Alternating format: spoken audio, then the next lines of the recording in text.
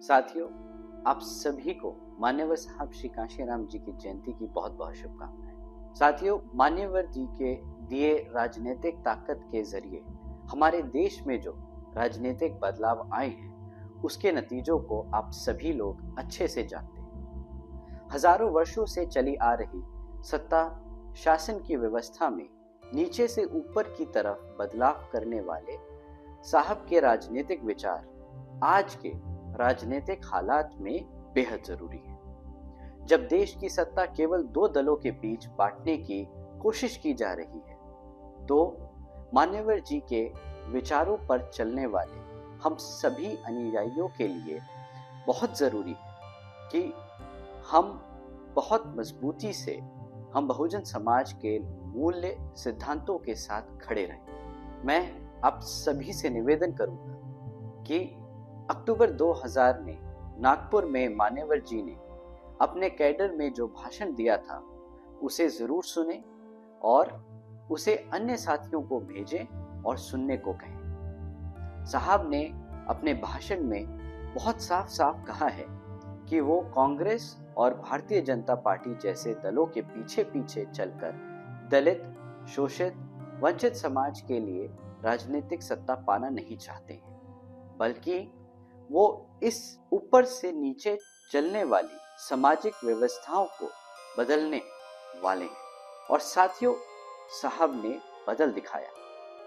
जब 1995 में आदरणीय बहन जी के नेतृत्व में बीएसपी की पहली बार सरकार बनी, तब बहन जी ने अपने कार्यकाल में 50% अनुसूचित जातियों की आबादी वाले 11,524 अंबेडकर गांवों का निर्माण किया, 4 यूनिवर्सिटीज का निर्माण किया और अनुसूचित समाज से आने वाले भूमिहीन साथियों को 7 लाख एकड़ जमीन बांटी।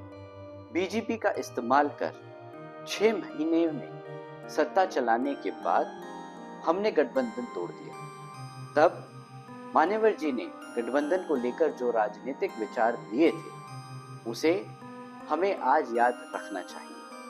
उन्होंने कहा था कि किसी भी गठबंधन को लेकर क्या करना है, ये लगातार सत्ता में रहे कुछ लोग तय नहीं करेंगे, बल्कि जो कभी सत्ता में नहीं रहे, अब वो अपनी शर्तें खुद तय करेंगे। साथियों, हम बाबा साहब डॉक्टर भीमराव अंबेडकर जी के मिशन पर निकले और मान्यवर साहब श्री कांशीराम जी ने शासक बनने की जो राह दिखाई है, उसकी पहली शर्त ये है कि बीएसपी क्या करेगी, वो अब बीएसपी खुद तय करेगी, सत्ता का सुख भोगने वाली पार्टियां नहीं। साथियों, बीएसपी के संस्थापक मान्यवर साहब श्री कांशीराम जी और आदरणीय बहन कुमारी मायावती जी ने देश में जो सामाजिक और राजनीतिक बदलाव लाए हैं, उसे किसी भी कीमत पर कमजोर नहीं होने देना है। बीएसपी के सभी युवा साथियों की ये जिम्मेदारी है कि हम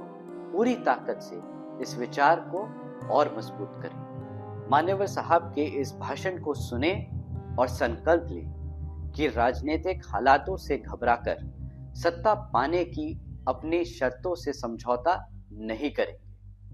जय भीम, जय भारत, जय मान्यवर साहब कांशीराम जी।